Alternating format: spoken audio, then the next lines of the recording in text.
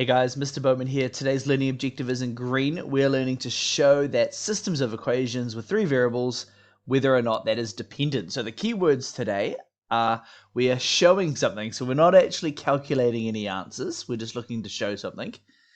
And something about being dependent. So they're the two keywords coming from today. I've got two examples that we're going to run through. But before we run through a bit of an example, I just wanted to highlight the difference between this type of question and the question where you've been able to solve. So visually, let's say that line represents one equation. Maybe this line represents another equation. And then I'm going to draw a third line going down there that represents the final equation. Because we've been able to get to exact answers, x equals whatever, y equals whatever, z equals whatever, that point in the middle there represents those three answers. So we have here what we call a unique solution. However, today we will not, or the equations we look at will not have unique solutions. They'll have many different solutions, but not one specific solution. And I'll show you why. So if I draw a plane, so each of the lines from this example, if you drew it three-dimensionally, would have represented a 3D shape or a plane. So I'll just write that down there. So that represents a plane, which is one of the equations. Maybe I've got another plane over here. And then finally, I'm not very good at drawing, so I'll just draw a 2D shape coming out this way. But this here, would have been another 3D shape. So what's interesting is instead of an exact point, these three planes all intersect each other. I'm just squiggling a big line to emphasize it. They all intersect each other through a straight line. So they've got a line of intersection as opposed to a point of intersection. So these here, well, this is dependent because there's actually something else going on here. And for these dependent ones, there are many different solutions. And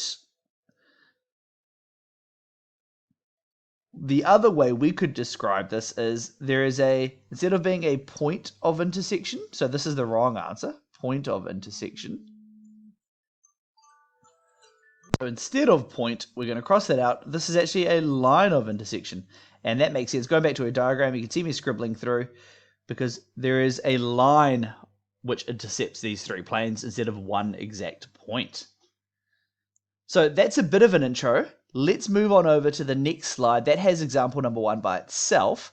And let's step through all the maths to see how this one works. Okay, so we've got our equations. Do note I did make some minor changes to make it a bit more exciting here as well.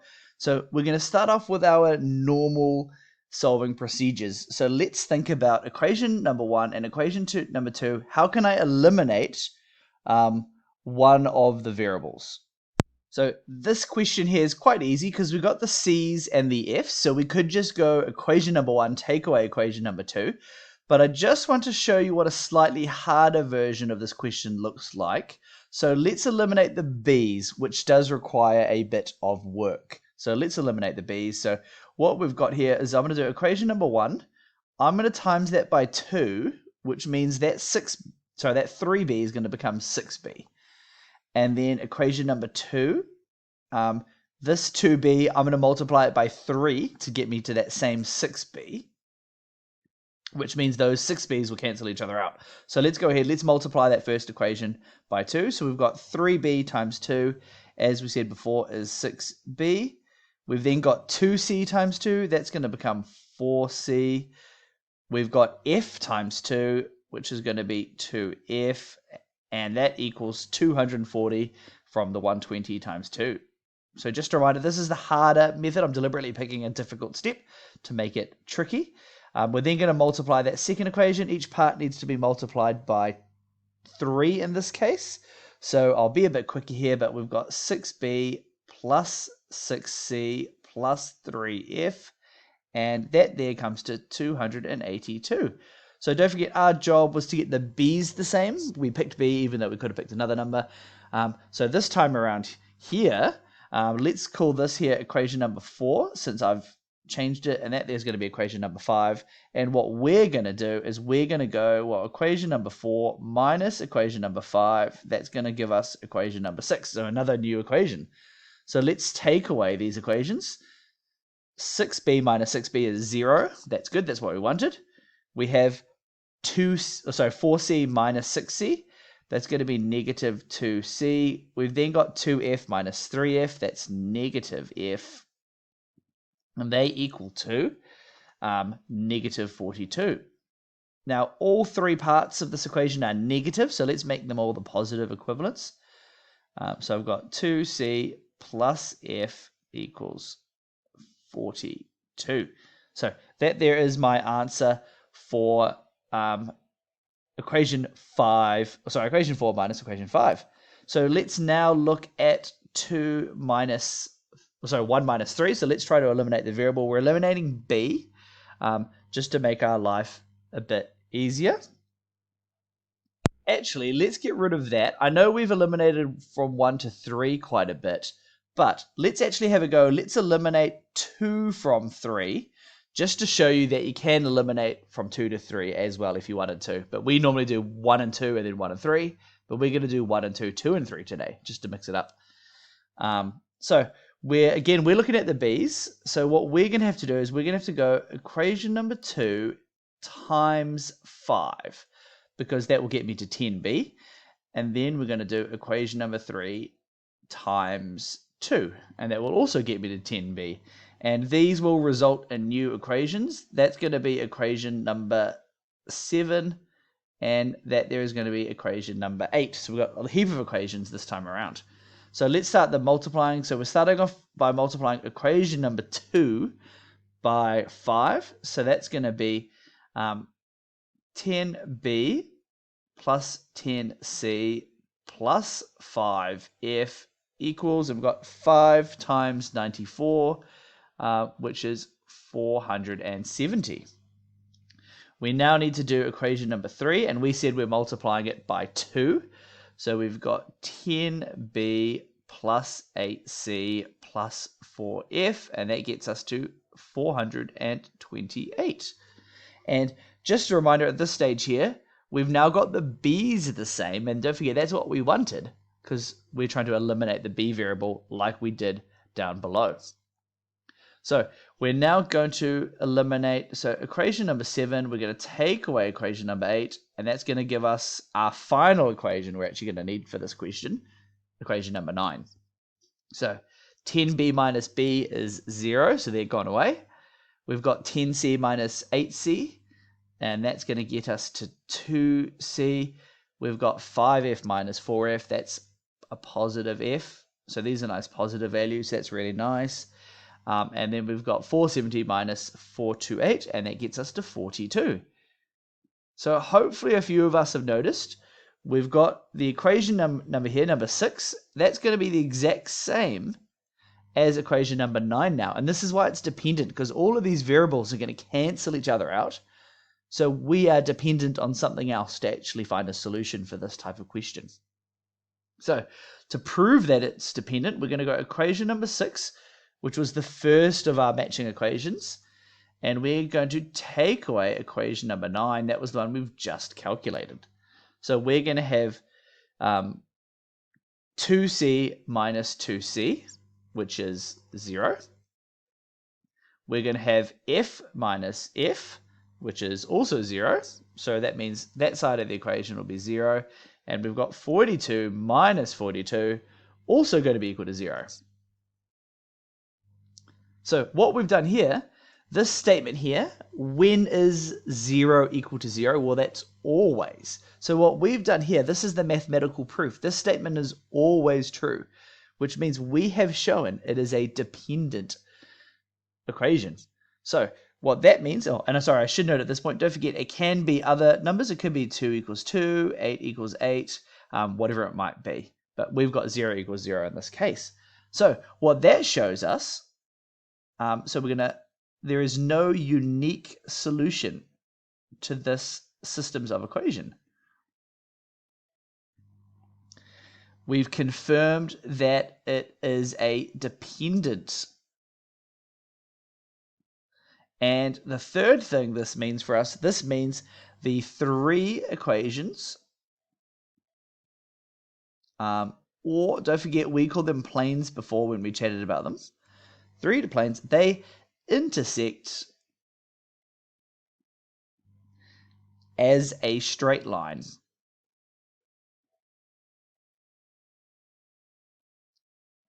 And sorry, the very final thing, that means we can conclude there are many different solutions to this systems of equation. So many different solutions to that system of equation. So that wraps up our first example. So hopefully you can see the algebra is similar to solving for unique solutions, except you eventually get a stopping point where you've proven 0 equals 0 or 2 equals 2, whatever it might have been in the circumstance. Okay, we are now on to example number 2.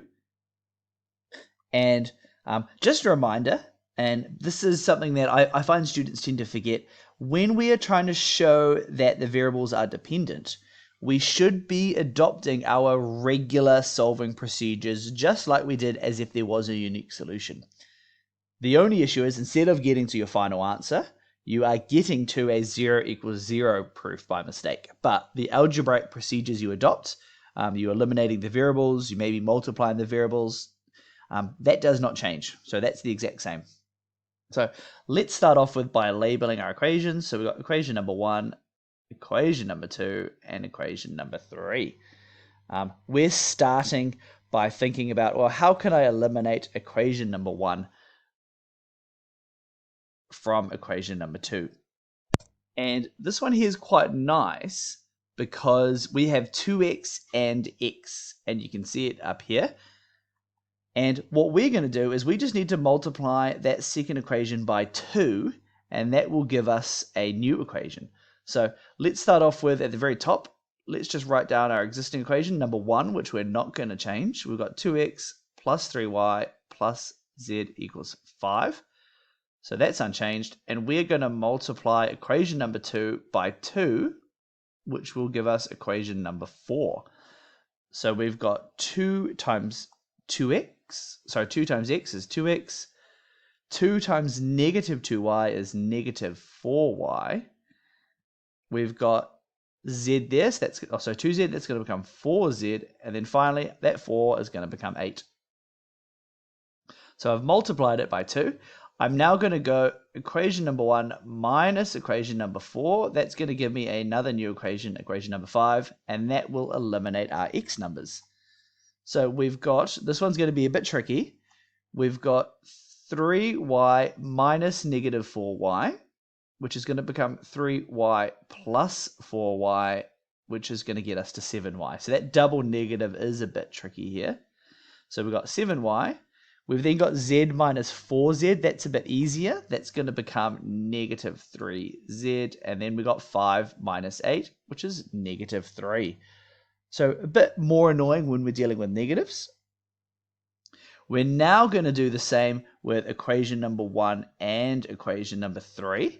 And luckily here, we've already got 2x on both of them. So we need to simply do equation number 1 minus equation number 3, and that's going to get me to number 6. So just a reminder, I've done 1 and 2, equation number 1 with equation number 2, and then equation number 1 with equation number 3. But don't forget, in the previous video, we learned that you could do equation number 1 and equation number 2, and then equation number 2 with equation number 3. So this is the default one that I suggest, but we did do that in the previous video. So let's cross that out because we don't need that anymore. So eliminating these, we've got 2x minus 2x is going to be 0. So that's good. We're eliminating the x. We've got 3y minus 17y. That's going to be negative 14y. We've then got z minus 5z. And just a reminder, that's going to be annoying because it's minusing a negative. So we've got z minus negative 5z. And that's going to be z plus 5z. And that's going to get us to 6z. So we've got plus 6z. And then that's going to be equal to 5 minus negative 1. And the same thing, so minusing a negative, So we've got 5 minus negative 1.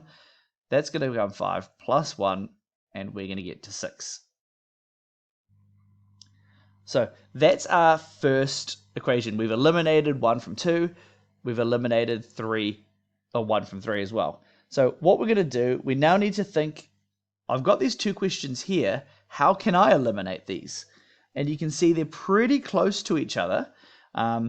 We've got 14 and 7. If I multiply one of these by 2, I will be able to get both of them to be 14. So what I'm going to do is just down here, I'm going to go equation number 5 times 2 is going to move me to equation number 7. So again, I'm still trying to eliminate my variables to get some answers. So we've got 7y times 2 is 14y. And that's nice because I can now add these numbers together to eliminate them. We've then got negative 3y times 2 is negative 6y.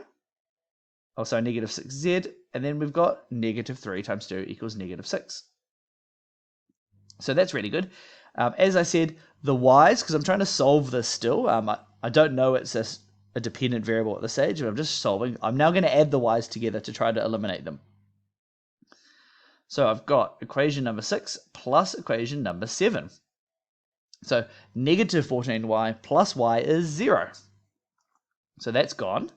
We've then got 6z plus negative 6z. That's also 0. So what we've done is through our solving, we've accidentally eliminated all the variables. And that's a nice promising scenario because that's your sign. You've got a dependent scenario.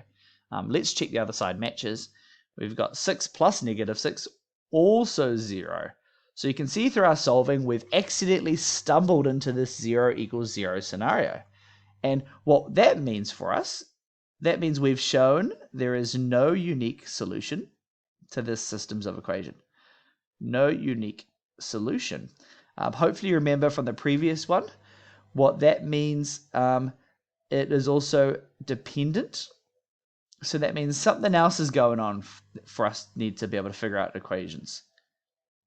It also means the three equations, and don't forget we call them planes, they intersect each other as a straight line. So intersect each other as a straight line. And then finally, the impact for an answer is there are many different solutions. And the next video I'm going to put out will be revolving around this many different solutions idea. It will tell us or give us a process. How can I actually figure out what one of the solutions is? There's many different ones, but I'm going to give you an approach that helps you figure out just one of them as well. So that wraps up this video, a lot shorter than the other one. Hopefully it gives you a good idea of how to prove 0 equals 0. And then the big emphasis, just a reminder, we use our regular solving strategies and we accidentally stumble into this 0 equals 0 scenario as opposed to adopting a different strategy to get it.